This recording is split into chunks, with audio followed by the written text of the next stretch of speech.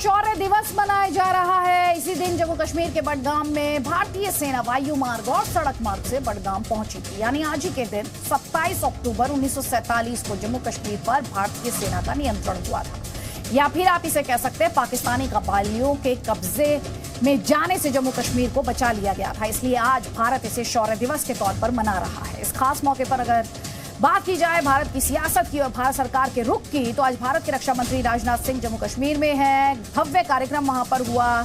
देश के लोग शौर्य दिवस पर खुश हैं, लेकिन पीडीपी की मुखिया महबूबा मुफ्ती शौर्य दिवस पर भी मातम मना रही हैं। वो इस खास मौके पर भी अपने वही चिर परिचित अंदाज में 370 के मुद्दे को लेकर गवर्नमेंट ऑफ इंडिया भारत सरकार पर निशाना साध रही है। वो ये कह रहे हैं कि कश्मीर को गोडसे और गुजरात मॉडल नहीं बनने देंगे। उन्हें आर्टिकल 370 हटने के बाद से कश्मीर में बहुत अत्याचार दिख रहा है, तो दूसरी तरफ पाकिस्तान के कब्जे वाले भारत के कश्मीर में हो रहे अत्याचार पर वो पहले की तरह अब भी खामोश हैं। खास बात यह है कि पाकिस्तान आज ब्लैक डे मना रहा है, क्योंकि भारत के जिस अभिन्न अंग जम्मू कश्मीर को वो हथियाना और कब्जा करना चाहता था, वो ऐसा करने में कामयाब नहीं हो पाया। इस पर भी महबूबा मुफ्ती कुछ नहीं बोलती, लेकिन रक्षा मंत्री राजनाथ सिंह ने पीओके को लेकर पाकिस्तान को खरी खरी सुनाई। उन्होंने चेतावनी भरे लहजे में कहा कि पीओके में जो अत्याचार पाकिस्तान द्वारा किए जा रहे हैं, उसकी कीमत चुकाने के लिए पाकिस्तान को तैयार रहना चाहिए। सवाल ये उठता है कि महबूबा मुफ्ती हो या फिर एनसी के मुखिया हो, दोनों ही जम्मू कश्मीर के अंदर होने वाली टारगेटेड किलिंग पर मुखर हैं। दोनों ही लगातार आरोप लगाते रहे हैं कि कश्मीर में 370 हटने के बाद हालात सुधरे नहीं बल्कि और खराब हुए हैं। लेकिन वो पाकिस्तान के रास्ते होने वाली आतंकी साजिश पर खामोशी साध लेते हैं। कश्मीर के अंदर जो आतंकी हमले किए जाते हैं, कायराना आतंकी वारदातें हैं, उन पर वो कुछ नहीं बोलते। पीओके में होने वाली साजिशों पर वो मुंह बंद रखते हैं। आखिर इस सब के मायने क्या हैं, इसी पर ठोकेंगे ताल। कई खास मेहमान हमारे साथ हैं, लेकिन उससे पहले जल्दी से ये टीजर रिपोर्ट। हमें वही हिंदुस्तान चाहिए जिसके साथ हमने 1947 में एक्सेशन किया और जहां जम्मू कश्मीर की एक स्पेशल पोजीशन है। हमें वही हिंदुस्तान चाहिए। हमें आज का गोडसे का गुजरात मॉडल हिंदुस्तान मंजूर नहीं है। जब तक इंसाफ नहीं होगा ये बंद नहीं। आज तो 370 नहीं है, मेरी क्यों मृत्यु हो रही है? इसके जिम्मेदार कौन है? पाकिस्तान भी पाक आबूकाई कश्मीर में आज जो अत्याचार का बदल हो रहा है, आने वाले समय में उसके सामने कांटे की ही फसल तैयार मिलेगी। जो भारत का अभिन्न अंग है, वो भारत माता की भूमि पर पाकिस्तान का अनऑथराइज्ड ऑक्यूपेशन है, कब्जा है। ये नकली हिस्ट्री बेचने के स्थान पर कश्मीर में स्थिति कैसे सुधरे, उस पर ध्यान देना चाहिए।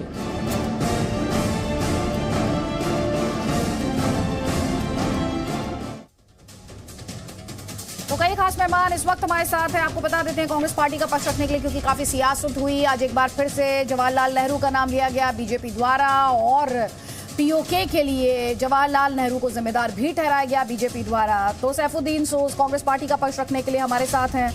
हमारे साथ मेजर जनरल एसपी सिन्हा है डिफेंस एक्सपर्ट के तौर पर। हमारे साथ मुजफ्फर खान है एनसी नेशनल कॉन्फ्रेंस का पक्ष रखने के लिए। आपको स्क्रीन पर कॉलमनिस्ट तारिक फतेह दिखाई दे रहे हैं, फारूक इंकलाबी दिखाई दे रहे हैं पीडीपी का पक्ष रखने के लिए, और साथ ही अजय आलोक आपको दिखाई दे रहे हैं, पॉलिटिकल एनालिस्ट है। आप सभी का बहुत बहुत स्वागत है। और मेरा पहला सवाल यहाँ पर, पहला सवाल फारूक इंकलाबी आपसे है। आज जो डिफेंस मिनिस्टर ने, रक्षा मंत्री ने पीओके में जो जुल्म और जाती होती हैं उनका जिक्र किया, आज शौर्य दिवस की बात की गई, लेकिन मुजफ्फर खान साहब ये सवाल आपसे भी है। पहले अगर आप तक आवाज पहुंच पा रही हो तो ये सवाल मैं आपसे भी लूंगी, लेकिन जम्मू कश्मीर में जो पार्टी है, चाहे वो एनसी हो चाहे वो पीडीपी हो, पीओके में जो जाती होती है, अत्याचार होता है, सेना के खिलाफ जो दहशतगर्दी को लेकर नारे बुलंद होते हैं, उस पर खामोशी क्यों साध दी जाती है?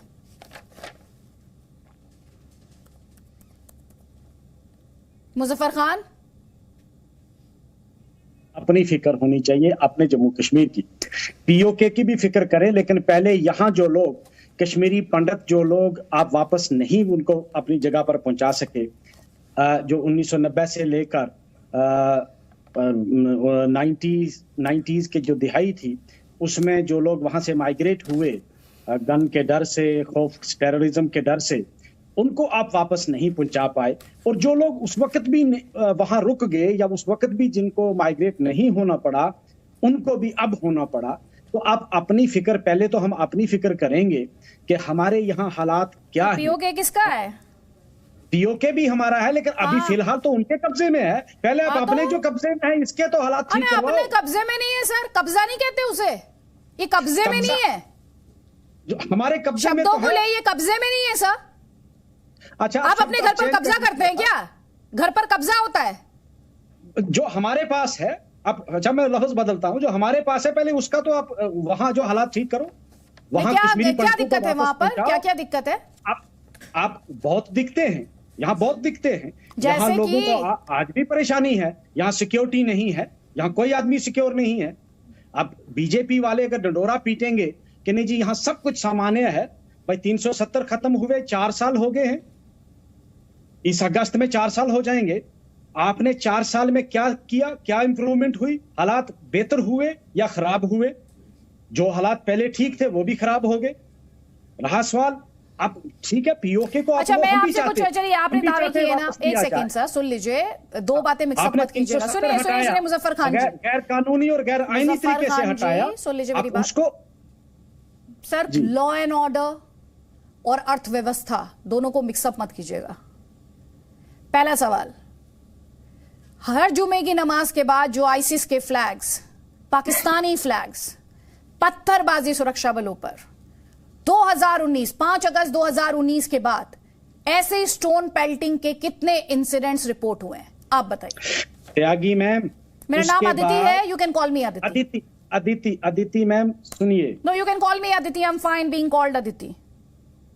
अदिति सुनिए, उसके बाद वहां जहां नारे लगते थे ना, वहां नमाज ही नहीं हुई। आज तक वहां नमाज नहीं हुई उस मस्जिद में, जामा मस्जिद में आज तक नमाज नहीं हुई है। खैर, उस पर मैं नहीं जाऊंगा। अगर ये बात हुई है कि लोग दिली तौर पर पत्थर मारना छोड़ गए हैं और दिली तौर पर आपने उनको चेंज कर लिया है, तो बहुत अच्छी बात है। ये एक अच्छी बात है, मेरे लिए खुशी का मुकाम है, ये खुशी की बात है। लेकिन ये तब पता चलेगा जब आप सिक्योरिटी फोर्सेस को वापस बैरक्स में लेंगे और लोग दिली तौर पर अगर आपके साथ होंगे तो बहुत अच्छी बात है। मुजफ्फर खान, आप थोड़ी देर पहले कह रहे थे यहाँ सिक्योरिटी नहीं है, अब आप कह रहे हैं सिक्योरिटी फोर्सेस को वापस उनके बैरक में लेकर जाइए। पहले डिसाइड कीजिए, या तो सिक्योरिटी है या तो सिक्योरिटी नहीं है। सिक्योरिटी फोर्सेस वहां पर है तो यानी सिक्योरिटी है। आप सर इतने कंफ्यूज क्यों हैं? इतने कंफ्यूज क्यों हैं? 2 काउंटर लीजिए, आप 2 काउंटर लीजिएगा, 2 काउंटर लीजिए, 2 काउंटर लीजिए सर। पहले जनरल सिन्हा, उसके बाद Ajay Alok, please. Targeted killing को लेकर इशू है, इससे कोई इंकार नहीं कर सकता। मिस्टर मुजफ्फर खान, पहली बात तो आपने कहा कि वहां सुरक्षा नहीं है। सुरक्षा नहीं है तो एक चीज बताइए कि डल लेक में अब बोटिंग कैसे फ्रीली हो रहा है? लोग सिनेमा घर में कैसे जा रहे हैं? आर्थिक विकास कैसे हो रहा है? लोग खुलेआम कैसे घूम रहे हैं? श्रीनगर में जो लाल चौक है उस पर तिरंगा कैसे फहरा रहा है? पत्थरबाजी कैसे कम हो गई है? लोग स्वेच्छा से कैसे घूम रहे हैं? ये सब क्या दर्शाता है? जो पाकिस्तान का जो झंडा फहराता था, आज लाल चौक पे हिंदुस्तान का तिरंगा फहराता है। जो क्रिकेट मैच के बाद आप पाकिस्तान जिंदाबाद करते थे वो खत्म हो गया है। ये क्या दर्शाता है? ये राष्ट्रीयता दिखाता है। ये दिखाता है कि जो बुद्धिमान कश्मीरी हैं वो मेन स्ट्रीम से जुड़ रहे हैं। आप लोग को दर्द पॉलिटिकल पार्टीज का, एनसीपी पीडीपी का दर्द मैं समझता हूं। और दर्द ये है कि आपकी जो दुकानदारी थी, जो जमींदारी थी, वो खत्म हो गई। आपने जो जिस तरह से सीट डिस्ट्रीब्यूशन नेहरू ने किया था, आपको मैक्सिमम सीट दिया। न भौगोलिक क्षेत्र दृष्टिकोण से, न पॉपुलेशन के दृष्टिकोण से उतना सीट आपको बनता नहीं था। जम्मू और लद्दाख का बनता था। और नेहरू ने साजिश किया शेख अब्दुल्ला के साथ मिलकर, और आपने इंश्योर किया कि जम्मू एंड कश्मीर का मुख्यमंत्री नॉन मुस्लिम बन ही नहीं सकता है। यह बहुत बड़ा षड्यंत्र था जम्मू एंड कश्मीर के खिलाफ। तो आप जानते थे जब तक 377 रहेगा और आपके सीट्स इतने रहेंगे, ज्यादा सीट्स रहेंगे, आप अपना दादागिरी करते रहेंगे। भ्रष्टाचार के आप एपी सेंटर थे, केंद्र बिंदु थे। आपको शर्म नहीं आती? आप ऐसे ऐसे सर क्या हिला रहे हो? मेरे स्टेटमेंट का कोई जवाब नहीं होगा मिस्टर मुजफ्फर खान। आप लोग समझते हो कि आपके every day will be Sunday, ऐसा नहीं होता है। यू विल बी अकाउंटेबल, आपको जवाब देना पड़ेगा। जवाब ले लीजिए उनसे, जवाब ले लीजिए। मुजफ्फर खान, ये जो बुजुर्ग हैं, पहले इनको कहो कि आप बात करने का ढंग सीखो। अरे आप हमने बात कभी करने का पाकिस्तान जिंदाबाद का सुनो। आप तमीज नहीं, आप बुजुर्ग आदमी हो, मुझे अच्छा नहीं लगता आपको कुछ कहने का। नहीं हूं, तमीज आदमी मैं यंग मैन हूं। एक सेकंड मुजफ्फर खान, एकदम चुप रहो तुम मुजफ्फर, चुप रहो तुम Muzaffar Khan. Who are you? दोनों के ऑडियोज डाउन कर दिए, दोनों के ऑडियोज डाउन कर दिए। तू तड़ाक नहीं भाई, मैं ऐसे डिबेट नहीं करूंगा, ब्रेक में चली जाऊंगी। मैं दोनों से कह रही हूं, इस लिहाज से मैं डिबेट नहीं करती, मैं तथ्यों में डिबेट करती हूं, तू तड़ाक से नहीं करती। प्लीज अजय आलोक जी, यहां पर क्लेम्स एंड काउंटर क्लेम्स है, क्लेम्स एंड काउंटर क्लेम्स है। जम्मू कश्मीर में पीडीपी हो, एनसी हो, बार बार वो ये दावे करते हैं कि 370 हटाने की आप बात करते थे, आप कहते थे अमन चैन वापस आ जाएगा, वैसा कुछ नहीं हुआ। वो बार बार टारगेटेड किलिंग की बात करते हैं, वो कश्मीरी पंडितों के पुनर्वास की बात करते हैं। वहीं दूसरी तरफ गवर्नमेंट ऑफ इंडिया है, जम्मू कश्मीर में एलजी का एडमिनिस्ट्रेशन है, जो ये बात कहता है कि पाकिस्तान स्पॉन्सर्ड टेररिज्म लगातार जेएनके को डिस्टेबलाइज करने की, इंडिया को हिलाने की एक साजिश के तहत पाकिस्तान स्पॉन्सर्ड टेररिज्म जो है वो आगे बढ़ रहा है, और उसे कहीं ना कहीं जो खाद पानी मिलता है वो जम्मू कश्मीर की मेन स्ट्रीम पॉलिटिकल पार्टीज जो है, खासतौर पर वैली में, उनके माध्यम से मिलता है। देखिए अदिति जी, मेन स्ट्रीम पार्टीज जम्मू की और कश्मीर की दोनों अलग अलग हैं, अलग अलग थी। कश्मीर की मेन स्ट्रीम पार्टीज दो थी, जिन पार्टी का सपोर्ट हमेशा मिलता रहा, चाहे इधर से इधर, इसलिए हम लोग 3 मेन स्ट्रीम पार्टीज कहते हैं। और बड़ा स्वाभाविक है, अब आप सोचिए आपके पास सोना की अंडा देने वाली मुर्गी हो और कोई उससे आपसे छीन ले, तो आपको तकलीफ नहीं होगी? तो अजीब बात है। 370 इन लोग के पास सोने की अंडे देने वाली मुर्गी थी, जहां ना अकाउंटेबिलिटी थी, ना कोई जवाबदेही थी, ना पारदर्शिता थी। वहां एक तरफा था। 370 और 35 इनका एक तरफा वेपन था। कहते थे कि खून की दरिया बह जाएंगी, नदियां बह जाएंगी, संविधान का नाम लेने वाला कोई नहीं होगा। वो सब डायलॉग्स तो याद ही होगा आपको। बहरहाल वो तो हट गया, तो पास की बात हो गई। अभी बात क्या है कि ये टारगेटेड किलिंग बहुत इंटेंशनल हो रही है। ये पहले भी हुई है, 1989-90 में भी हुई है, बीच में भी होती रही। और टारगेटेड किलिंग के अलावा एक दहशत का माहौल जानबूझ के बनाया गया। टारगेटेड किलिंग नहीं थी ये, बिल्कुल प्योरली एथनिक क्लेंजिंग थी कि वैली से हिंदुओं को मार के भगा देना है। आप देखिए, बिहारी मजदूरों को ही मारा गया, वो तो कोई कश्मीरी पंडित नहीं थे। दलितों को ही मारा गया, कोई कश्मीरी पंडित नहीं थे। पंडित जहां मिल रहे हैं वहां भी मारा जा रहा है। एथनिक क्लिंजिंग कर रहे हैं कि मुस्लिम के अलावा और वहां कोई नहीं रहे। और ये करने वाले कश्मीर में कुछ ही % लोग हैं, 5 से 10% लोग हैं, जिनको कहीं ना कहीं सियासती दलों का हमेशा सहारा मिलता है। क्योंकि जैसे ही वो किलिंग करते हैं, ये अपनी दुकान खोल के बैठ जाते हैं कि देखो जी 370 हटा, ये शुरू हो गया, क्या फायदा हुआ 370 हटा के? पुनर्वास कीजिए, विश्वास में लीजिए, सबको ऑल पार्टी बैठक कीजिए। किस बात की ऑल पार्टी बैठक? इस देश ने आतंकवाद से लड़ना सीख लिया है। पंजाब और पूरे के पूरे नॉर्थ ईस्ट से आतंकवाद का सफाया हो गया है। कश्मीर के 3 जिलों में बच गए हैं ये आतंकवादी, चुन चुन के हमारी भारतीय सेना मारेगी। ठीक है, आप ये सोचिए जरा, एक सिचुएशन इमेजिन कीजिए अदिति जी, एक सिचुएशन इमेजिन कीजिए। हम तो पटेल जी के अगुवाई में पीओके तक बढ़ गए थे, उसका नेहरू जी ने रोक दिया कि भारतीय सेना इसके आगे नहीं जाएगी, इसलिए पीओके बन गया। जरा सोचिए कि अगर नेहरू जी ने कहा होता कि ठीक है जम्मू ले लिया, आप कश्मीर में मत जाओ, वैली छोड़ दो उनके लिए, तो आज जिस तरह से गिलगिट, पीओके और बाकी बलूचिस्तान और सिंध में जिस तरह से हालात है ना, आज उससे भी बदतर कश्मीर के हालात होते हैं। और ये लोग तब इंडिया की वैल्यू समझते कि हिंदुस्तानी होना कितनी बड़ी बात है। ये जो चंद 5 से 8% कश्मीर में जो अपने आप को कश्मीरियत, कभी हुरियत, कभी पाकिस्तानी, हर तरह के नगाह ओढ़ के आते हैं, अगर आज ये उनका हिस्सा होते तो ये जो 4 प्रांत मैंने नाम लिए, उससे भी बदतर हालत कश्मीर की ये लोग कर देते। ठीक है, अब आप जवाब ले लीजिए। किरण रिजिजू की किताब में पहले आपका जवाब मुजफ्फर खान, उसके बाद फारूक इंकलाबी और सुशील पंडित जी, जल्दी जल्दी प्लीज।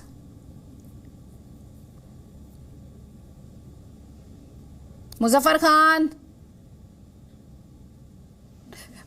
तक आवाज नहीं पहुंच रही। फारूक इंकलाबी, महबूबा मुफ्ती, पीओके में जो जाब्ती होती हैं, जो अत्याचार होते हैं, वहां तो नारे लगते हैं, सेना के खिलाफ नारे लगते हैं, पाकिस्तानी फौज के खिलाफ रोज नारे लगते हैं वहां पर। वो नहीं दिखाई देता, वो नहीं सुनाई देता पीडीपी की मुखिया को? देखिए, मैं आपको बताना चाहता हूं कि जम्मू कश्मीर जो है, सबसे पहले हमें अपने कश्मीर को, अपने जम्मू को देखना है। पीओके में क्या हो रहा है वो वहां के लोग देखेंगे। वहां पर भी लीडरशिप है, वहां पर भी सियासी क़यादत है, वहां पर लोग आवाज उठाएंगे। अगर उनके साथ कोई ज्यादती हो रही है तो उठाते होंगे आवाज। हमें पहले अपने जम्मू कश्मीर की बात करनी है, जहाँ पे हम इस वक्त जो है पिछले कई सालों से यहाँ पे जो डेमोक्रेसी जम्मू कश्मीर में बहाल नहीं है।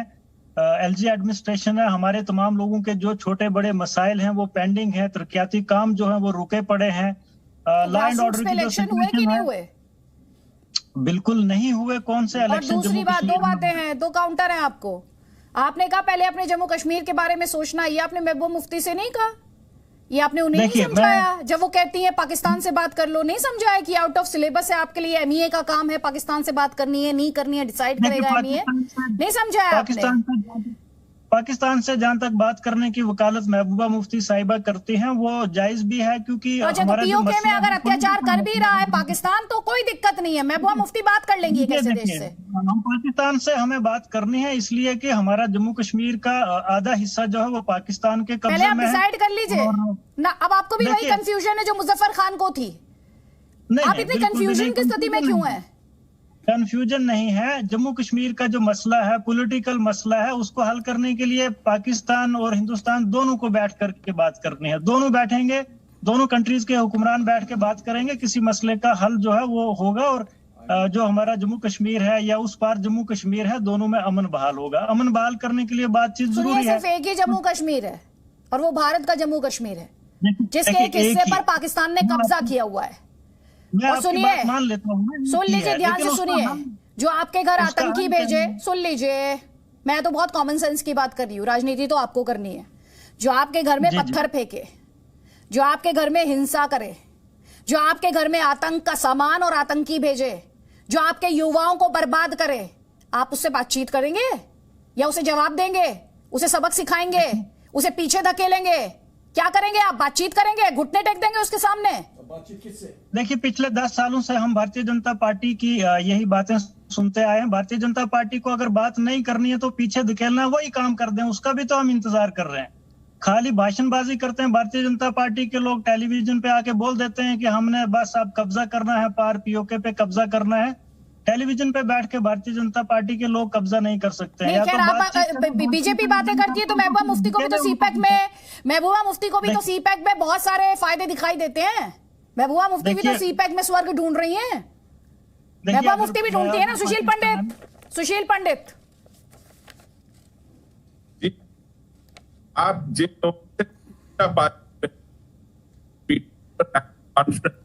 उनका जरा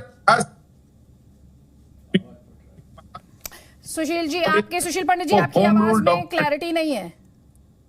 उसको वो होम रूल डॉक्यूमेंट कहते हैं, सेल्फ रूल डॉक्यूमेंट। उस सेल्फ रूल डॉक्यूमेंट में वो कश्मीर में शरिया चाहते हैं, वो कश्मीर में पाकिस्तानी करेंसी चाहते हैं, वो कश्मीर का बॉर्डर एलओसी खोल देना चाहते हैं पाकिस्तान के साथ। वो चाहते हैं कि कश्मीर का जॉइंट मैनेजमेंट हो पाकिस्तान के साथ, स्टेट सॉवरेनिटी हो। और ऐसा चाहने वाली महबूबा मुफ्ती जब सेक्युलरिज्म की बात करती हैं तो हंसी आती है। जो मुजफ्फर हुसैन वानी के पास 5 लाख का मुआवजे का चेक लेके जाए क्योंकि बुरहान वानी का एनकाउंटर में मारा जाना उसको गवारा नहीं था, तो 400 पत्थरबाजों को जम्मू कश्मीर बैंक में रिलेशनशिप मैनेजर के तौर पर हायर कर ले, नौकरी दे दे।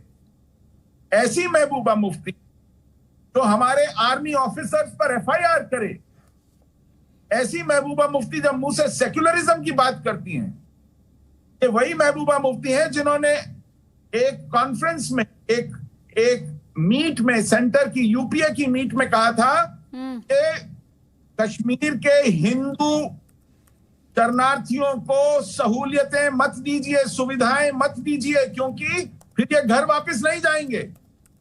आप इन्हें घर वापस आने नहीं देंगी, आप इनके लिए थोड़ी बहुत सुविधाएं भी जुटाने नहीं देंगी। ऐसी घृणा, ऐसा विष है इनके दिमाग में। ठीक है। और फिर नेशनल कॉन्फ्रेंस कहते हैं कि चीन से हम 370 वापस लगवाएंगे। ये फारूक अब्दुल्ला ने अपने मुंह से कहा कि पत्थरबाज मिनिस्टर या एमएलए बनने के लिए पत्थर नहीं फेंकते, ये वतन परस्त हैं, ये वतन के लिए पत्थर फेंक रहे हैं। तो फारूक अब्दुल्ला और मुफ्तियों का आप पृष्ठभूमि देख लीजिए, उनका इतिहास देख लीजिए, उनका व्यवहार देख लीजिए। ठीक है, जवाब मुजफ्फर खान, पहले जवाब आपका। मुजफ्फर खान पहले जवाब आपका, उसके बाद सैफुद्दीन सोज साहब, जल्दी से।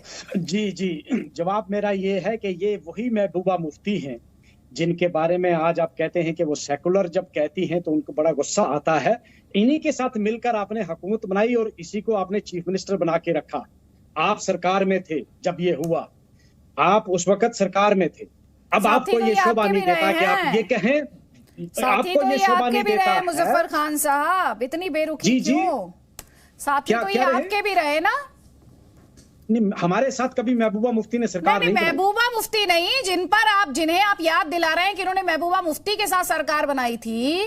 किसी की तो सेंटर में तो आप भी थे ना इनके साथ, हम थे या नहीं थे?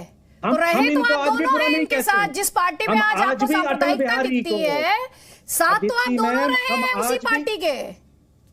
हम आज भी अटल बिहारी को अपना आइडियल मानते हैं, लीडर मानते हैं। अटल बिहारी के बाद जब इनकी नीतियां जो हैं वो चेंज हो गई हैं, हम इनके साथ आज नहीं हैं। लेकिन ये उसी महबूबा मुफ्ती के साथ तो शेयर की इन्होंने पावर, आज उसी पर ये इल्जाम लगा रहे हैं। कल तक वो महबूबा मुफ्ती बड़ी ही पैट्रियट थी, सेकुलर थी, सब कुछ थी। आज क्यों इनके मुंह से ये अच्छा नहीं लगता, इनको शोभा नहीं देता एक सीनियर आदमी के लिए? रहा सवाल, मैं बताऊं आपको, अगर जम्मू कश्मीर में तो दोहरा मयार आप मत रखिए। अगर जम्मू कश्मीर में हालात ठीक हैं, आप इलेक्शन करवाओ, यहाँ की लोगों को, यहाँ की गवर्नमेंट वापस करो, रियासत वापस करो, 5 अगस्त की पोजीशन आप वापस करो। अगर आप जम्मू कश्मीर में हालात ठीक करना चाहते हैं, अगर आप ये नहीं चाहते हैं, अगर आप नहीं चाहते हैं, फिर इस तरह हालात आप अंदाजा कर चुके हैं। आपको 4 साल हो गए, आप 4 साल आप धमका रहे हैं। तुमका मैं क्या धमकाऊंगा? गवर्नमेंट आप कह रहे हैं 5 अगस्त वाली जो पोजीशन है वो वापस करो। आप दो बातें कर रहे हैं। चुनाव के लिए 5 अगस्त वाली पोजीशन की जरूरत नहीं है इस देश में। चुनाव के लिए आर्टिकल 370 नहीं चाहिए मुजफ्फर खान, आर्टिकल 370 नहीं चाहिए चुनाव के लिए सर। क्यों नहीं चाहिए? नहीं, आपकी ऐसी सोच होगी, ये आपकी सोच हो सकती है, ये आपकी सोच हो सकती है। यहाँ के लोगों की सोच है, यहाँ के लोगों की डिमांड। 370 की बात आपके लिए अहम होगी, वहाँ की आवाम के लिए क्या अहम है? ये अपने आप में सवाल है भाई, ये अपने आप में सवाल है। क्या आवाम चाहती है कि वहाँ पर पावर 2 परिवारों में केंद्रित होकर रह जाए या 3 परिवारों में केंद्रित होकर रह जाए? क्या वहाँ की आवाम इसके लिए तैयार है? क्या वो इसके लिए हामी भरती है? नहीं। और मुजफ्फर खान एक और बात, एक सेकेंड, और आप थोड़ी देर पहले सुनिए ध्यान से। क्या अदिति मैम, आप जरा सुन भी ले मेरी। इन 2 परिवारों ने कितनी हुकूमत की है पता है आपको? ज्यादा यहाँ कांग्रेस ने सरकार की है, central government direct rule, governor rule रहा है।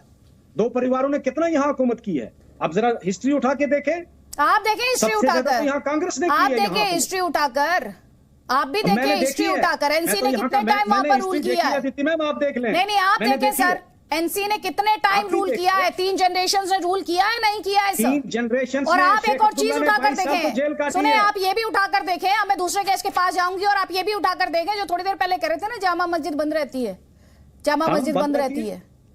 बिल्कुल पढ़ लीजिएगा, आपको टाइम दे रही हूं मैं। श्रीनगर पुलिस द्वारा बाकायदा ट्वीट किया गया था, और जो मिस इन्फॉर्मेशन थी इसे काउंटर किया गया था। तो पढ़ लीजिए, वो भी पढ़ लीजिए, हिस्ट्री भी पढ़ लीजिए, आपके पास बहुत टाइम है। आप पढ़ लीजिए, हिस्ट्री भी पढ़िए, फैक्ट्स भी पढ़िए, दोनों पढ़िए। मैं आपसे यही कह रही हूँ, दोनों पढ़िए। सुजाता बशीर, यहाँ तो एनसी और पीडीपी कह रहे हैं परिवारों ने तो बहुत भला किया है कश्मीरियों का, तो फिर सुजाता बशीर, डेमोक्रेटिक आजाद पार्टी की जरूरत क्या है फिर जम्मू कश्मीर में? इन्होंने तो स्वर्ग बना रखा है वहां पे, इन्होंने तो स्वर्ग ही बना दिया था। अगर हम देखें तो एनसी और पीडीपी के टाइम ही तो हालात खराब थे, जो किलिंग्स हो रही थी या जो भी मिलिटेंट अटैक हो रहे थे ना। अब जो प्रॉब्लम है इस टाइम खाली ये पंडित्स को टारगेट किया जा रहा है और 1990 की कहानी चल रही है, फिर से टारगेट किलिंग हो रही है एंड जो यहाँ के नॉन लोकल्स है उनको मारा जाता है। बाकी हालात तो अभी ठीक है, कोई किलिंग नहीं हो रही है, कोई कर्फ्यू नहीं है, कोई हड़ताल नहीं है, nothing is like that and tourist आ रहे हैं। तो इनके टाइम तो हालात तो इनके टाइम खराब होगा। अभी आज क्यों बोल रहे हैं अब हमारी पार्टी, आप कहेंगे आपने क्यों लाई? जब इनके टाइम हालात ठीक थे तो वो क्यों अभी तक ऐसे क्यों हो गया? व्हाई इट हैपेंड कि दूसरी पार्टीज क्यों इंट्रोड्यूस हो गई ऐसा? बस एक ही प्रॉब्लम है, we want an election here, that's risk. Things are getting better, things are not like before, things are getting day by day it's getting better. सही हालात हो रहे हैं, लोग रात को देर तक घूम रहे हैं एंड लोगों का बिजनेस चल रहा है। इट इज नॉट जो पीडीपी के टाइम तो 3-3 महीने हड़ताल थी, कर्फ्यू थी एंड एनसी के टाइम भी 2 महीने कर्फ्यू थी। तो अब ये किस तरह बोल रहे हैं कि आज हालात खराब है? आज हालात थोड़ी खराब है, हालात तो इनके टाइम खराब थे। ठीक है, जवाब ले लीजिए, जवाब ले लीजिए। ये कहाँ रहती है सुजाता बशीर? कहाँ बैठी हैं? दिल्ली से बात कर रही हैं? I know where you are. I know where you are. I know. मैं तो पूछ रही हूँ फारूक इंकलाबी से कि आप अलग श्रीनगर में रहती हैं, ये अलग श्रीनगर में रहते हैं, आप अलग कश्मीर में रहती हैं, ये अलग कश्मीर में रहते हैं क्या? क्योंकि अभी थोड़ी देर पहले मुजफ्फर खान हो, फारूक इंकलाबी हो, ये तो यही कह रहे थे कि बहुत ही खराब हालात है, बहुत ही बुरी हालत है। तो या तो सुजाता बशीर या फिर फारूक इंकलाबी, दोनों में से कोई तो झूठ बोल रहा है। हालात अगर बेहतर हैं तो फिर ये रोजाना किलिंग्स कैसे हो रही हैं? कैसे कश्मीरी पंडित भाई जो है वो मारे जा रहे हैं? कैसे बाहर के मजदूर यहाँ पे मारे जा रहे हैं? कैसे यहाँ का आम शहरी भी गोलियों का शिकार हो रहा है? आप देखिए ना, कहीं हालात खराब है ही नहीं। कोई टारगेट किलिंग नहीं, पूरे जम्मू कश्मीर में हालात ठीक नहीं है। और जब से भारतीय जनता पार्टी की हुकूमत है और जम्मू कश्मीर में जिस तरीके के हालात भारतीय जनता पार्टी ने बनाए हैं उनसे हालात संभल नहीं रहे हैं। सुजाता बशीर झूठ बोल रही है, सुजाता बशीर झूठ बोल रही है। मैं आपसे क्या देखिए, अगर कुछ लोग झूठ बोलने की आदत जिनको होती है उनके मुंह पे ताला लगाया नहीं जा सकता। एक भी बोल रहे क्या कर्फ्यू कहीं हुआ है? क्या कहीं कर्फ्यू है? 1 महीना, 1 हफ्ता यहाँ हालात सही हो रहे हैं, प्लीज लेट इट हैपन। यहाँ हालात ठीक हो गए हैं, होने दीजिए, होने दीजिए हालात को ठीक। यहाँ लोगों को जीने दीजिए। आप लोगों की इन बयानबाजी से जो बाहर बच्चे हैं वो भी नहीं बोल रही है और आप यहाँ फैमिलीज वापस आना चाह रही, अपना जीना चाह रही। आपकी इन बयानबाजी से जम्मू कश्मीर में हालात बेहतर नहीं है। जम्मू कश्मीर के लोगों के साथ बात करनी चाहिए। आप तमाम पॉलिटिकल पार्टीज के जो लीडर्स हैं उनके साथ बात करनी चाहिए। यहाँ पे इलेक्शन करवाने चाहिए, सिविल गवर्नमेंट यहाँ पे होनी चाहिए।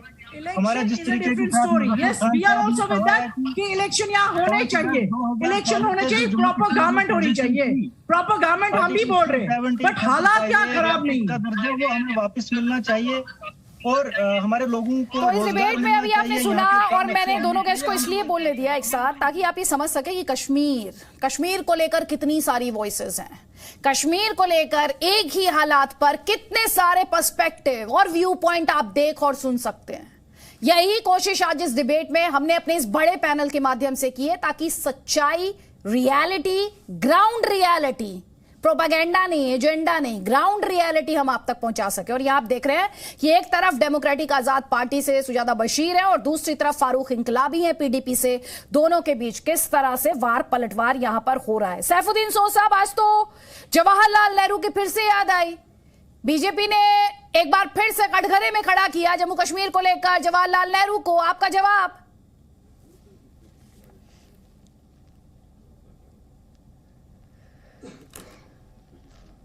सैफुद्दीन सोह साहब,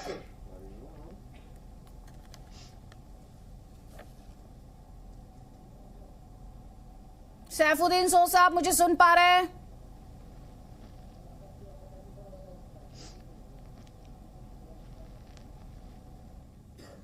उन तक हमारी आवाज यहां पर नहीं पहुंच पा रही है, लेकिन यहां पर सवाल इरशाद अहमद जो भारत के डिफेंस मिनिस्टर ने उठाया, पीओके में अत्याचार, पीओके को जुल्म से आजादी, उस पर क्या कहेंगे आप? मैं बहुत शुक्रिया, आपने हमें टाइम दे दिया। मैं ये कह रहा था, फारूक इंकलाबी और ये मेरी बहन जो आपस में बहस कर रहे थे, ये सच्ची बातें कर रहे थे। एक तरफ वो कह रही थी बहन की अमन है, दूसरी तरफ कह रही थी वाकई इलेक्शन होना चाहिए, कश्मीर को आजाद होना चाहिए। आजाद होना चाहिए। कश्मीरी भाई थे, वो कहते थे कि कब्जा किया हुआ है। आपने कहाँ से आजाद सुन लिया? आपने कहाँ से सुन लिया आजाद होना चाहिए? आप सुन लीजिए एक सेकेंड, अभी आपने सुना नहीं मैंने क्या कहा? प्रोपेगेंडा के लिए टाइम नहीं है यहाँ पे, ना एजेंडा के लिए टाइम है। क्या कहा, कहाँ सुना आपने? वो कह रही थी सुजाता बशीर कह रही थी कश्मीर को आजाद होना चाहिए। एक सेकेंड, आप गलत बात करेंगे तो सर मुझे रोकना पड़ेगा। ना ना ना ना ना ना ना, जब आप सच्ची बात को नहीं सुनेंगे तो क्या सच्ची बात क्या? जब उन्होंने बोला नहीं आप जबरदस्ती झूठ थोड़ी बोलेंगे उनका नाम लेकर, झूठ बोलेंगे उनका नाम लेकर। सुजाता बशीर ये कह रहे हैं, आप कह रही थी कश्मीर को आजाद होना चाहिए, मैंने तो मिस कर दिया, मैंने तो ऐसा कुछ सुना नहीं, मैंने तो कुछ सुना नहीं, इन्होंने सुना है। क्यों नहीं आपने बात, इन्होंने सुना है। सुजाता बशीर, पाकिस्तान में रोज के क्या प्रॉब्लम्स हैं, ये वो प्रॉब्लम्स नहीं सॉल्व कर पा रहे और बात कर रहे हैं कश्मीर के आजाद की। इनकी वजह से कश्मीर में हालात खराब, नो डाउट। जब ये बातें बोलते हैं ना कि कश्मीर में हालात खराब है, इनकी वजह से कश्मीर में नहीं कर रहे हैं। इनकी बातें मैच नहीं कर रहे हैं। मुजफ्फर खान सच बोल रहे थे, अब ये मेरी बहन जो आई है झूठ बोल रही है। क्या सच? अच्छा ये अब झूठ बोलने लगी। अभी आजादी की बात कर रही थी आपके नजरिए में, तब तक ठीक था, तब तो सही बात बोल रही थी। ये सच नहीं, और आप पाकिस्तान में बैठ के आप सच बोल रहे हैं। क्या बात है कि वाकई इलेक्शन होने चाहिए। जब उन्होंने कहा जामा मस्जिद में नमाज नहीं पढ़ रहे, आपने कहा जी मस्जिद खुली हुई है। एक सेकेंड, दूसरी जगह आप कहते हैं कि कब्जा नहीं किया। कब्जा कैसे नहीं किया हुआ? एक सेकेंड, इलेक्शन हम बोल रहे हैं। एक सेकेंड, सुजाता बशीर, एक सेकेंड रुक जाइए। सुजाता बशीर एक सेकेंड रुक जाइए। इरशाद अहमद, जरा जामा मस्जिद का पता बताइए श्रीनगर में। मैं क्यों बताऊंगा? क्यों मैं जामा, क्यों? आपको तो पता है वहाँ नमाज नहीं हो रही है, पता बताइए जामा मस्जिद का। चलिए श्रीनगर में जामा मस्जिद का पता बताइए। ना ना ना, बताना पड़ेगा आज आपको, बताइए मुझे तो आपको भी नहीं ना, बताइए जामा मस्जिद का पता बताइए। आपको पता है ना, आपको पता है। अरे सुनिए ध्यान से, अभी आप पाकिस्तान से बैठकर कश्मीर की रियलिटी की बात कर रहे हैं, अब आपको बुरा लग रहा है। अच्छा चलिए ये बताइए, अच्छा सुनिए, आप बताइए मुझे। अरे आप सुनिए ना, मैं आपका पता, आपके यहाँ पे पता पूछ रही हूँ। ये नारा कहाँ लगता है, ये नारा कहाँ लगता है? इरशाद अहमद सुन तो लीजिए, सुन लीजिए। अब यही तो मुझे दिखाना था कि इतनी चिंता है जामा मस्जिद की। पता नहीं जामा मस्जिद का मुंह किधर है, जामा मस्जिद कैसी दिखती है इनको पता नहीं है, लेकिन इन्हें ये पता है वहाँ नमाज नहीं पढ़ी। आप सुन लीजिए वो क्या कह रही है सुजाता बशीर। वो कह रही है आपकी वजह से हालात खराब है। अच्छा सुनिए तो, अब सुनिए, आपके कब्जे वाले कश्मीर की बात करते हैं। वो पता आपको पता होगा, वो पता। अरे आप बस बोलेंगे क्या? भाषण के लिए नहीं है, भाषण के लिए नहीं बुलाया, वाद विवाद के लिए बुलाया है आपको। आप जामा मस्जिद की बात करते हैं, आपको नहीं पता। आप सुन लीजिए। दूसरी बात, ये नारा कहाँ लगता है? ये जो दहशत गर्दी है इसके पीछे वर्दी है, ये नारा कहाँ लगता है? आप कहाँ, ये बताइए कि ये कश्मीर बनेगा पाकिस्तान कहाँ नारा लगता है, ये बताइए पहले। नहीं आपको नहीं पता, ये तो आप उसकी बात कर रहे हैं ना। आपके यहाँ पीओके में जो लगता है हमारे मुल्क में भी कि कश्मीर बनेगा हिंदुस्तान, उसकी बात कर रहे हैं। क्यों वर्ड्स का हेर फेर कर रहे हैं आप? वर्ड्स का हेर फेर क्यों कर रहे हैं? ये जो दहशत गर्दी है इसके पीछे वर्दी है, किसकी बात होती है? कहाँ लगता है ये नारा? अरे बलूचिस्तान में क्या नारा लगता है? सिंध में क्या नारा लगता है? कश्मीर में हड़ताल, आवाज नहीं सुनाई देगी। मुझे चाइना को प्लेटर पे दे दिए नेचुरल रिसोर्सेज, उसके खिलाफ कहाँ नारा बुलंद होता है ये तो बताइए। आप बोलते रहेंगे बस भाषण देना, भाषण देना। ये पॉलिटिकल रैली नहीं हो रही है आपकी, पॉलिटिकल रैली नहीं हो रही है। उसके लिए जाइएगा आप, उसके लिए जाइए और शरीफ फैमिली को सपोर्ट कीजिएगा किसी रैली में। इमरान खान इनफ चैलेंज बन गए हैं आपकी पार्टी के लिए, वहां पर ये भाषण दीजिएगा। कोई बात नहीं, आपको याद नहीं, कोई बात नहीं। तारिक फतेह आपको तो याद ही होगा, कम से कम आप तो बता ही देंगे इरशाद अहमद को इस डिस्कशन में कि कहां ये नारा लगता है कि ये जो दहशतगर्दी है इसके पीछे वर्दी है। बलूचिस्तान में कैसे इनकी फौज के खिलाफ नारे बुलंद होते हैं, झंडा बुलंद होता है, इनके ऑफिशियल्स को टारगेट किया जाता है। चाइनीज आर्मी, जिसे कहना चाहिए कि कम्युनिस्ट पार्टी की आर्मी है, उसके खिलाफ लोग सड़कों पर आ जाते हैं हजारों की तादाद में। ये सब कहां होता है? इनको नहीं दिखता ना, बेचारे नजरों से ये डिसेबिलिटी के वो हैं। आज बेचारे सूट वूट पहन के आए, रुमाल लगा के आए, थोड़ा सा बोल लेने दिया करिए। बाकी को हम तो कटोरे लेके घूम रही दुनिया भर में कि अल्लाह के नाम पे कुछ दे दो, हमें खाने पीने को नहीं है। इतने बेशरम बेगैरत हो गए हैं कि दे कांट इवन अंडरस्टैंड कि जहां पे असल कब्जा है और जिसको ये कहते हैं आजाद कश्मीर, लफ्ज आजाद जो है उस पे इंसल्ट है इनकी कि वहां पे एक शख्स नहीं है जो पीओके के अंदर कश्मीरी जबान बोल सके।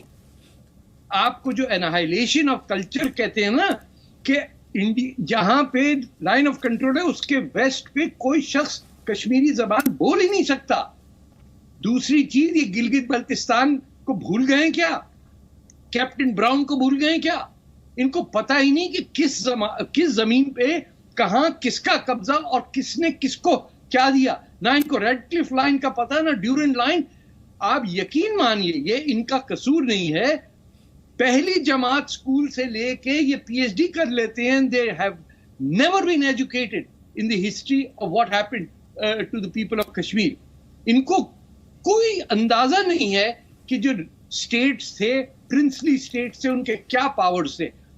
इस वक्त इंडिया को करना चाहिए कि कहे कि जो सिक्योरिटी काउंसिल रेजोल्यूशन कहते हैं ना ये लोग पाकिस्तानी, वो कहेंगे बिल्कुल अल्हम्दुलिल्लाह करा दीजिए, देखते हैं कैसे चीन की फौज को निकालते हैं वहां से ये। क्योंकि पहला जो क्लॉज है यूएन सिक्योरिटी काउंसिल का, वो कहता है पाकिस्तान की फौज या सिविलियन जो अगस्त 14, 1947 में वहां नहीं थे, सब निकल जाएं। वो चाइना की फौज भी निकलेगी वहां से। चीन ने जो वहां प्रिजन सिस्टम बनाया है वो भी निकलना पड़ेगा। ठीक, somebody should call their bluff, तब इनको पता चलेगा कि ये किस दुनिया में रह रहे हैं। ठीक, इरशाद अहमद, चाइना। ठीक है इरशाद अहमद, ये क्या कह रहे तारिक फतेह? तारिक फतेह वो कह रहे हैं जो एक देशद्रोही अपने मुल्क के खिलाफ कह सकते हैं, वो कह रहे हैं, ये कहने दीजिए। इनसे हमें कुछ नहीं भगोड़े हैं, हमारे पाकिस्तान से भागे हुए इंसान हैं ये। अच्छा, ये जिसको कुछ दुनिया में पनाह नहीं मिलती, वो जाकर के हिंदुस्तान के शहरों में पड़ जाते हैं। और दूसरी बात यह है कि हम खुशहाल लोग हैं। आप मेरे सूट की बात कर रहे थे, मेरे रुमाल की बात कर रहे थे, मेरे टाई की बात कर रहे थे, आप अपनी वैल्यूज की बात कीजिए। मैं एक बाइज्जत पाकिस्तानी हूँ, मेरी इज्जत है पाकिस्तान में, मैं पाकिस्तान का बाइज्जत शहरी हूँ और पाकिस्तान की दुनिया इज्जत करती है। जो भैया भगौड़े पाकिस्तान लोग हैं वो धक्के खा रहे हैं दुनिया के दूसरे मुल्कों में, दूसरे मुल्कों में भगौड़े हैं। आप अगर आपकी इज्जत होती अपने मुल्क में होते, आप भगौड़े हैं। आप ये मान जाइए, पाकिस्तान छोड़ के भागे हैं, देशद्रोही किस्म के इंसान है। आपको शर्म नहीं पाकिस्तान का नाम बांग्लादेश है, इसलिए नहीं पहन, आप इसलिए अच्छे कपड़े नहीं पहन सकते क्योंकि आप गुलाम है किसी मुल्क के। मैं गुलाम नहीं हूँ, मैं आजाद पाकिस्तानी हूँ, मैं खुशहाल हूँ, मेरा मुल्क खुशहाल है, मैं आजाद हूँ, मैं आजाद शहरी हूँ पाकिस्तान का। होगी शक्ति देखो, मुझे अल्लाह ताला ने आपकी बेइज्जती की, आपकी कुदरत की तरफ से बेइज्जती हुई, आप भागे मुल्क छोड़ करके। क्यों भागे? लानत है ऐसे मुल्क पे जो अपने लोग को मारता है।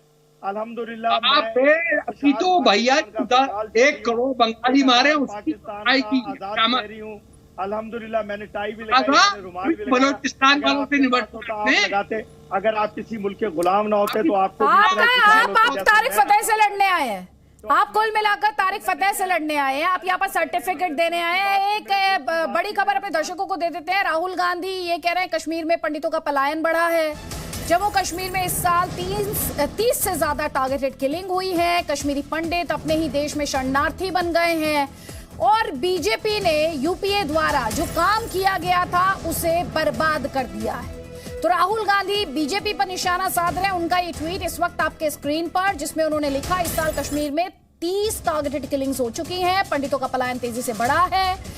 भाजपा ने यूपीए द्वारा किए गए अच्छे कामों को बर्बाद कर दिया। सत्ता में आने से पहले बड़ी बड़ी बातें करने वाले प्रधानमंत्री सत्ता भोग रहे हैं और कश्मीरी पंडित अपने ही देश में शरणार्थी बने हुए हैं। लेकिन सैफुद्दीन सोज साहब, बीजेपी कह रही है आज जो समस्या है उसके पीछे तो पंडित नेहरू की सोच है, जवाहरलाल नेहरू की गलती है।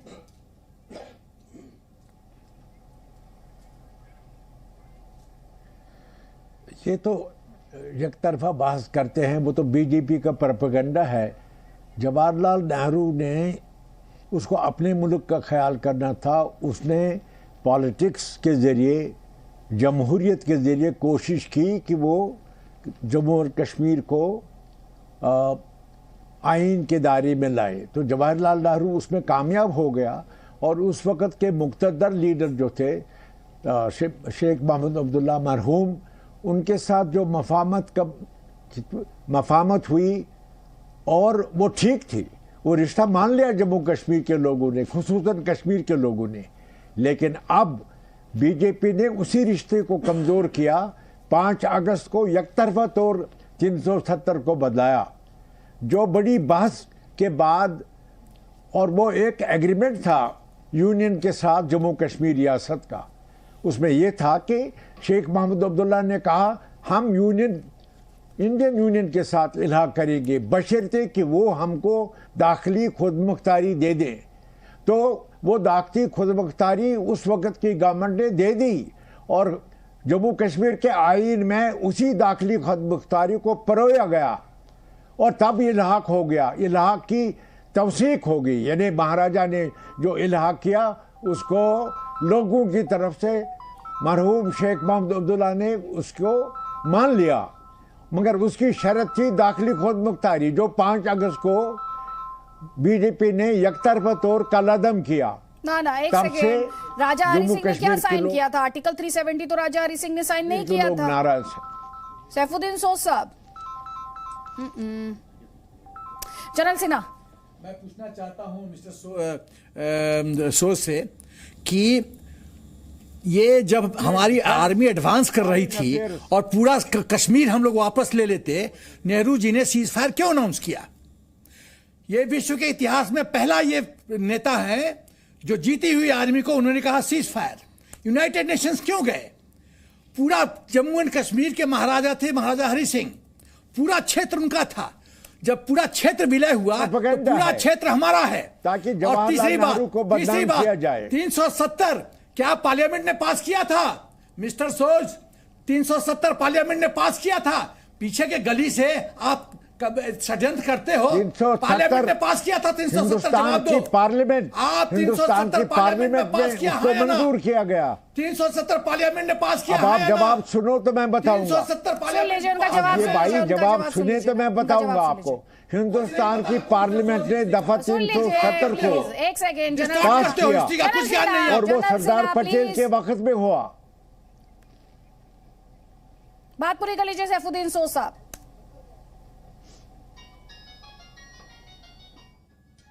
नहीं, जब मैं बात करता हूं तो ये बीच में बोल उठते हैं। इनको ये तमीज होनी चाहिए कि बात सुनी। देश के साथ तमीज किए, को देश को बर्बाद किया आप लोगों ने, दाखिली देश को बर्बाद किया। पार्लियामेंट ने मंजूर किया। पहले देखो, इनको यही आदत है, ये बात सुनते नहीं। कैसे लोगों को आप डिबेट में लाते हैं जो बात सुनते नहीं है। सुन लीजिए ना उनकी बात, फिर आप अपनी बात रख लीजिएगा। पर जवाहरलाल नेहरू विदेश में, बोलिए सोच मेरी बात सुन लीजिए। उस मौके पर उन्हें कि 370 पर मुकम्मल बहस श्री आयंगर ने कराई। आयंगर ने बहस का जवाब दिया।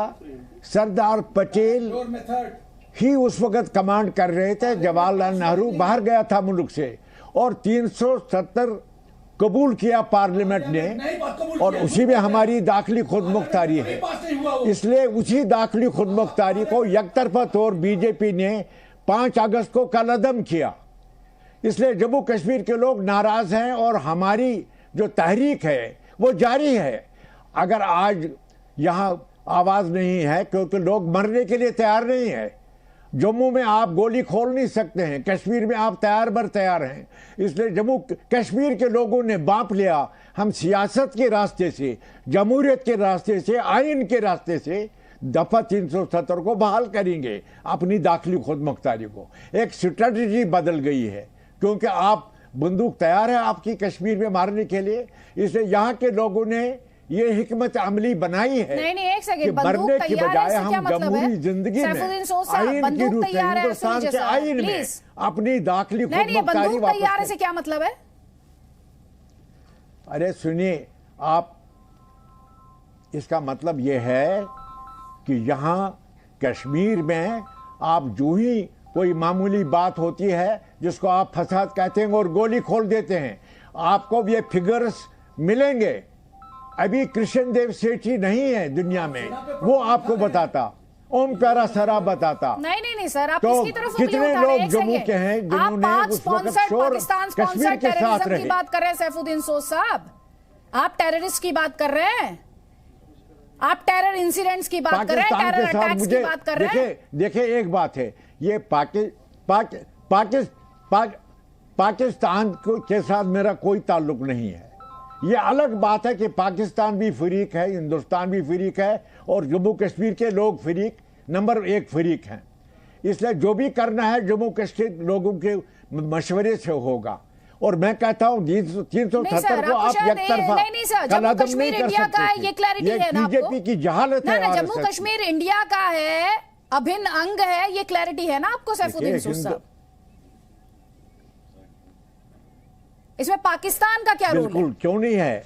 हमने हिंदुस्तान के साथ इल्हाक किया, उसकी पाकिस्तान को मैं बात ही नहीं कर रहा हूं। हमने हिंदुस्तान के साथ सच्चे मन से इल्हाक किया शेख मोहम्मद अब्दुल्ला की सरकर्दगी में, मगर हमने अपनी दाखिली खुदमुख्तारी को तय कराया। इसीलिए हमारे आईन में दाखिली खुदमुख्तारी शामिल थी, जिसको आपने एकतरफा तौर कलअदम किया है। आप गलती पर हैं। एक सेकंड, मरकजी सरकार गलती पर है। इंस्ट्रूमेंट ऑफ एक्सेशन यूनियन के साथ कश्मीर के लोगों ने जंग नहीं की। जो तथ्य है उनको जीरो से स्टार्ट कीजिए, तथ्यों को शुरू से स्टार्ट कीजिए। एक कमेंट जल्दी से अजय आलोक, उसके बाद सुशील पंडित, जल्दी जल्दी।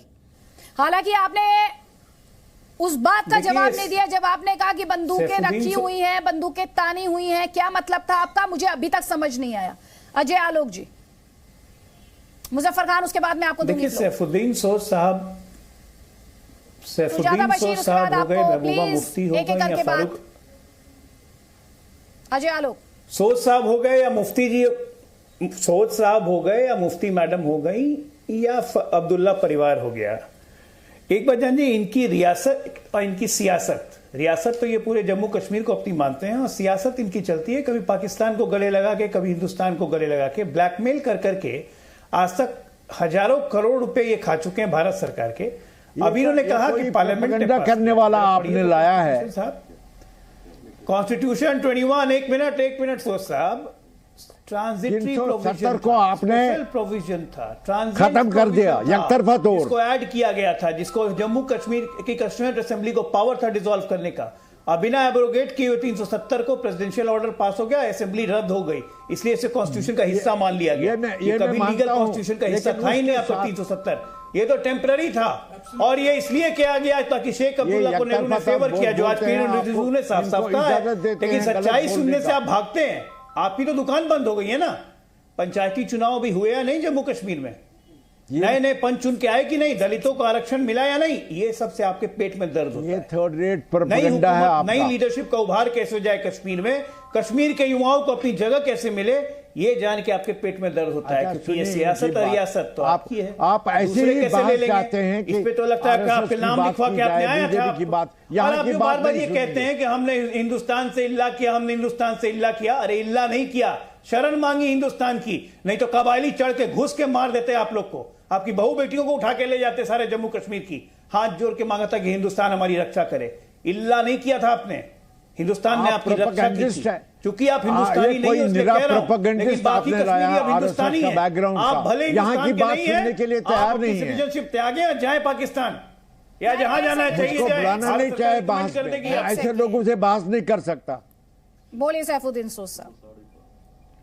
करेंगे आप उल्टा बात ही कर रहे हैं।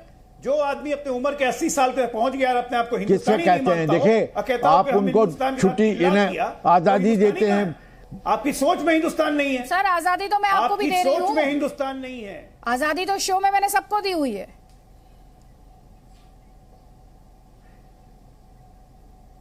नहीं, कहां से मेरी बात आप पूरी शुद्ध, किसी को लाया बीच में से, ये आरएसएस की तालीम के पके हुए लोग हैं, ये यहाँ की बात सुनने के लिए तैयार नहीं है। बोलिए तो बहुत मैं ये कहता हूँ कि जम्मू कश्मीर के लोगों ने शेख मोहम्मद अब्दुल्ला की सरकार, देखो बात तो एक सेंटेंस नहीं सुनते आप। हाँ बोलिए, चलिए बोलिए बोलिए। मेरी बात क्यों नहीं सुनते हैं? अरे सुन रहे हैं सर, बोलिए ना। किसको?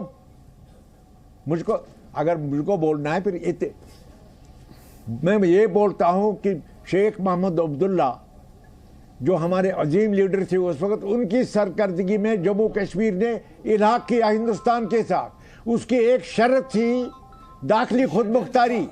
उसी दाखिली खुदमुख्तारी को जो हमारे आईन में दर्ज है, उसको आपने 5 अगस्त को एकतरफा तौर मनसूख किया। नहीं, एक सेकंड, यूनियन ऑफ इंडिया को कोई जम्मू कश्मीर किसकी रियासत थी? एक सेकंड रुक जाइए ना सर। जम्मू कश्मीर किसकी रियासत थी? जम्मू कश्मीर का राजा कौन था? हाँ, जम्मू कश्मीर किसकी रियासत थी सर?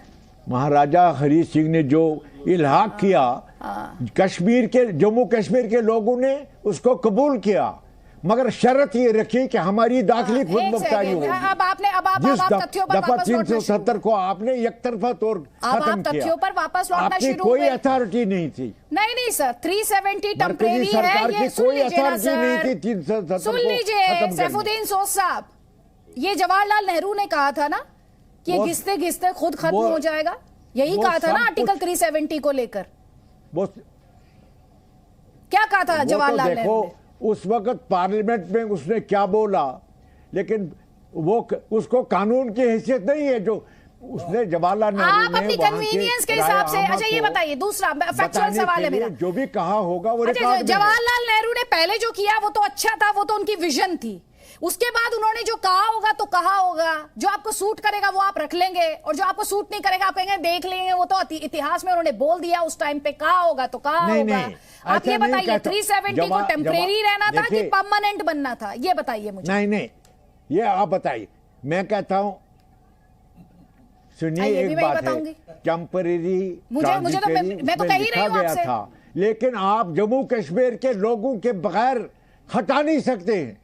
अरे आपसे क्या पूछा मैंने? 370 को टेम्परेरी होना था या परमानेंट था? और सुनिए, और दूसरी बात कहां पे हटा सर ये? एक सेकंड सैफुद्दीन सोज साहब, 370 नहीं कहां पर हटा? एक सेकंड प्लीज। नहीं ये बात सुनिए, जब भी इसको खत्म करना था लोगों की मर्जी से खत्म करना था। अरे आप ये बताइए कहां पे हटा ये?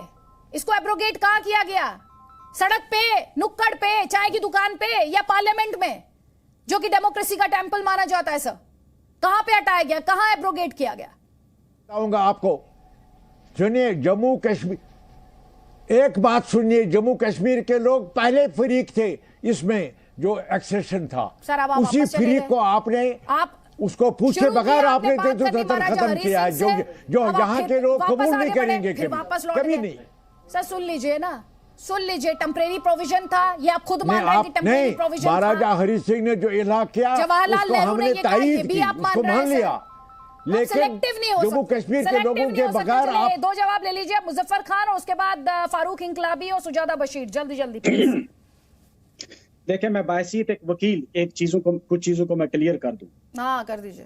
आर्टिकल 370 जो था वो सिर्फ पार्लियामेंट में ही नहीं आया, बल्कि कॉन्स्टिट्यूट असेंबली, जो कि पार्लियामेंट से भी ऊपर, पार्लियामेंट की एक लिमिट है, कॉन्स्टिट्यूट असेंबली में ये पहले आर्टिकल 306 था, फिर जब पार्लियामेंट में आया, जिसमें सवाए मौलाना शिबली के तमाम पार्लियामेंट मेंबर्स ने इसकी सपोर्ट की, और ये आर्टिकल 370 जो था, जो पहले आर्टिकल 306 था, ये सरदार वल्लभ भाई पटेल ने मूव किया था, जिसको आज ये कहते हैं कि सरदार वल्लभ भाई पटेल एक आयरन मैन था, उन्होंने ही ये दिया था और पार्लियामेंट ने पास किया था। ये कहना कि नहीं ये बैकडोर से आया, हाँ पार्लियामेंट से अगर जो नहीं आया वो आर्टिकल 34 था, 35A, वो पार्लियामेंट के थ्रू नहीं आया, प्रेसिडेंशियल ऑर्डर से आया।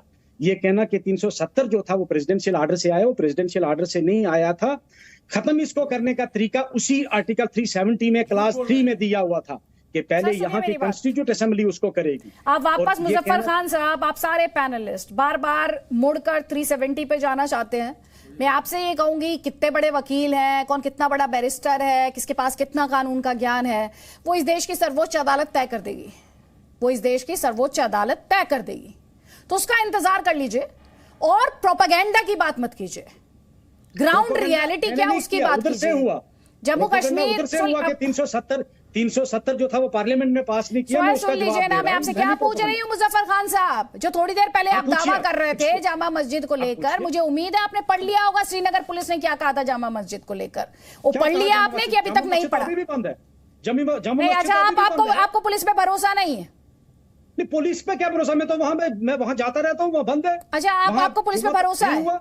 3 साल तक तो वहां कोई जुम्मा नहीं हुआ है अभी तक। तो जब कोविड रिस्ट्रिक्शन था तो क्या वहां पे जुम्मा कराते?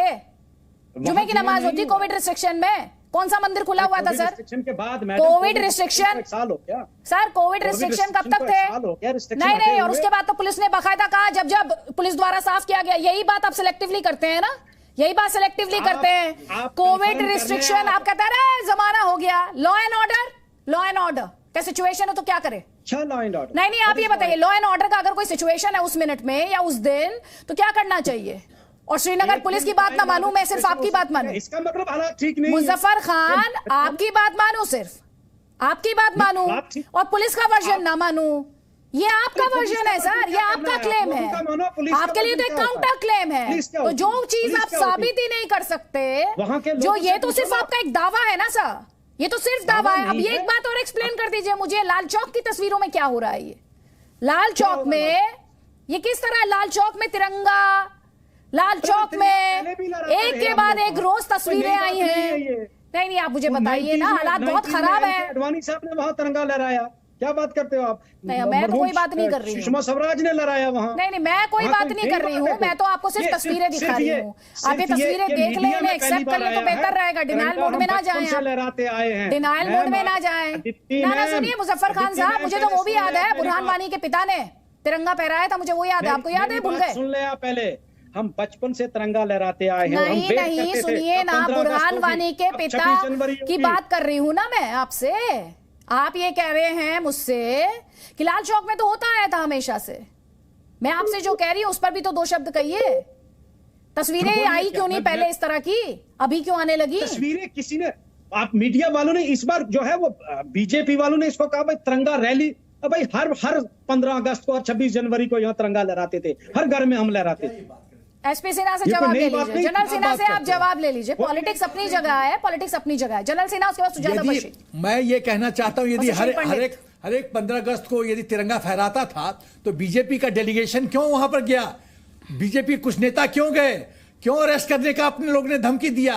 अरे कितना झूठ बोलते हो यार, कुछ अंदर आत्मा के अंदर झांको, इतना शरियात झूठ बोलते हो। और दूसरा प्रश्न जो मैं रेज करना चाहता हूं, 370 क्यों? कहां से ले जम्मू और कश्मीर को 370 क्यों चाहिए? क्या आप शहूर के परी हो कि 370 दे आपको? बाकी स्टेट को क्यों नहीं? आप में क्या खासूसियत है कि आपको 370 दिया जाए? Who are you? Why 370 for you? आप स्पेशल हो क्या? आप देश के सब स्टेट के बराबर हो, सब देश के बराबर हो। आप में कोई पंख नहीं लगे हुए हैं कि 370 आपको दिया जाएगा। You are same. आपने बहुत दुरुपयोग किया है मुस्लिम कार्ड खेल के। You are same nothing. आपको एक्स्ट्रा प्रिविलेजेस नहीं दिए जाएंगे इस देश में। बहुत जमींदारी कर लिया आप लोगों ने। कमेंट सुशील पंडित जी का। सुशील पंडित जी, send them to some asylum। 15 अगस्त तो घर में तिरंगा लहराया, कहां से पकड़ के ले आते हैं ये? खरीदे के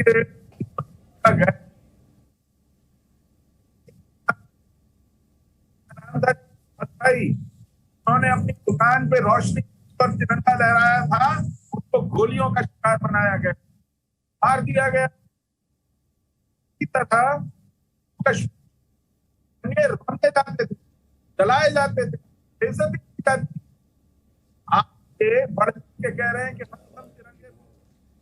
आवाज टेक्निकल खामी के चलते आवाज क्लियर नहीं आ पा रही है सुशील पंडित जी आपकी। जल्दी से यहां पर एक कमेंट सुजाता बशीर।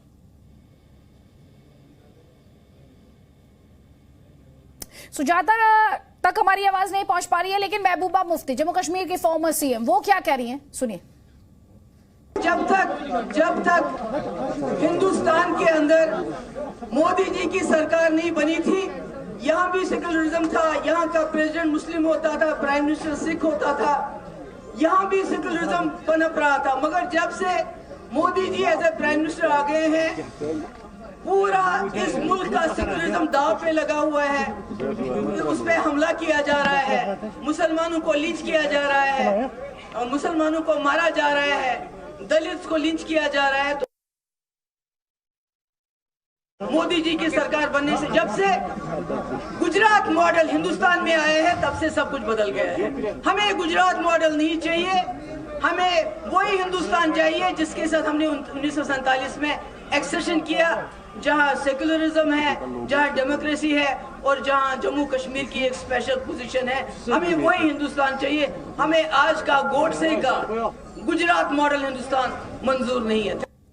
तो सेक्युलरिज्म की बात यहाँ महबूबा मुफ्ती कर रही हैं, टारगेटेड किलिंग में किसे मारा जा रहा है। डेमोक्रेसी की बात यहां पर कर रही हैं, गुजरात मॉडल इन्हें आज नहीं चाहिए। तो सवाल फिर ये भी है, आप इनके साथ मिलकर सरकार क्यों चला रहे थे? तब सेक्युलरिज्म का क्या हुआ था? तब डेमोक्रेसी कहां चली गई थी? क्योंकि तब सत्ता का सुख था। तो सत्ता के सुख के लिए जिसे वो कम्युनल बता रही हैं, जिस पर डेमोक्रेसी के मर्डर का आरोप लगा रही हैं, जिस पर एंटी मुस्लिम होने के आरोप लगा रही हैं, उन्हीं के साथ मिलकर सरकार चला रही थी। आज ये कश्मीरियों को भी सोचना चाहिए, जो जम्मू कश्मीर में आवाम है आज उसे सोचना चाहिए कि वही महबूबा मुफ्ती हैं। जल्दी से एक कमेंट इरशाद अहमद आपका, उसके बाद तारिक फतेह। मैं अभी देख रहा था, आपको शू साहब से कह रहे थे ना कि गने सीधी की हुई थी, गने मुसलमानों पे सीधी की हुई थी आप लोगों ने, अभी तक की नहीं है। कश्मीर को मकबूजा कश्मीर बनाया हुआ है, यौम सियाह वहां मनाया जा रहा है। कश्मीरी रोज बरोज शहीद हो रहे हैं, शहादतों का रुतबा पा रहे हैं, लेकिन वो जन्नती लोग हैं, दोज़खी लोग वो हैं जिन्होंने दो चार के नाम बता दीजिए जरा, दो चार के नाम बता दीजिए जरा। नाम क्या बता दूं आपको? मैं कश्मीरी, मेरे भाई हैं, मुसलमान भाई हैं, मेरे रिश्तेदार तो नहीं है, लेकिन एक भाई का रिश्ता मजबूत रिश्ता होता है, मुसलमान का रिश्ता एक मजबूत रिश्ता है। बस ये आप ये मुसलमान का रिश्ता निभाने आए हैं। अरे थोड़ा सा लिबिया में भी निभाइए, सीरिया में निभा दीजिए, वीगर मुस्लिम्स के साथ निभा दीजिए, जाइए ना वहाँ पे निभाइए, क्यों नहीं निभाते? प्लीज, चाइना उगर मुस्लिम्स, कश्मीरियों का, अरे चाइना उगर मुस्लिम्स के बारे में बताओ कुछ भाई।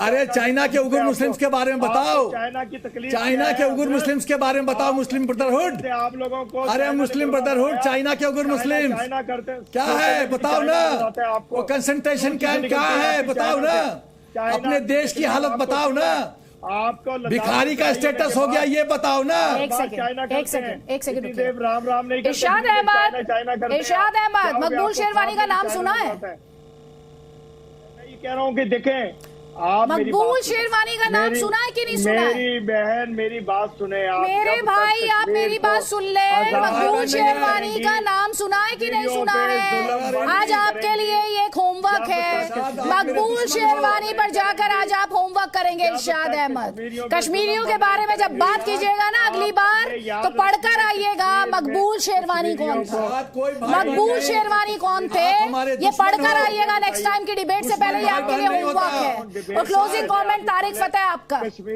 इरशाद, आप मेरे दुश्मन हो, दुश्मन भाई बहन नहीं होता। ये शुगर, एक सेकंड जनरल सिन्हा प्लीज मत दिया करो। देखें एक सेकंड, इनको मौत से बहुत ज्यादा प्यार है। ये तो गजवा हिंद के पुजारी है ना कि सब लोग मर जाएं, जन्नत में जाके इन्हें 72 हूरें मिले। आपको तकलीफ नहीं होनी चाहिए। आप कौन होते हैं प्रोटेस्ट करने वाले कि कौन मर गया कौन जीता? आपकी तो उमंग ही ये है कि किसी तरह गजवा हिंद हो, सारे हिंदू मर जाएं और हम फिर जाएं जन्नत में अपनी 72 हूरों के पास। तो भैया डायरेक्ट चले जाओ, जान छोड़ दो हमारी। क्यों हमें इस जिल्लत में डाला हुआ है? तैमूर के घोड़े पे टट्टुओं पे आए थे, उन्हीं पे बैठ के वापस चले जाओ। हम हैं हिंदुस्तानी, हमने इस्लाम कबूल किया, हम हिंदुस्तानी मुसलमान हैं। हमारे लिए सबसे पहले हिंदुस्तान है, वो हिमालय है, वो दरियाए सिंध है, सब कुछ हमारा है। आपके लिए है टर्की, अरब, अरेबिया, जिसके आप गुलामी करते हैं, जिसके पास आप कटेरा लेके जाते हैं। शर्म मेरी जिंद जान। ठीक है, मुझे इस डिस्कशन को यही क्लोज करना पड़ेगा। लायन ऑफ बारामूला के बारे में पढ़ लीजिएगा इरशाद अहमद, आपको थोड़ा सा ज्ञान मिलेगा। Lion of Baramulla, Maqbool sherwani, India का हीरो, ये आपके लिए जानना समझना जरूरी है। जब आप इस डिस्कशन में आए तो बहुत ज्यादा जरूरी है।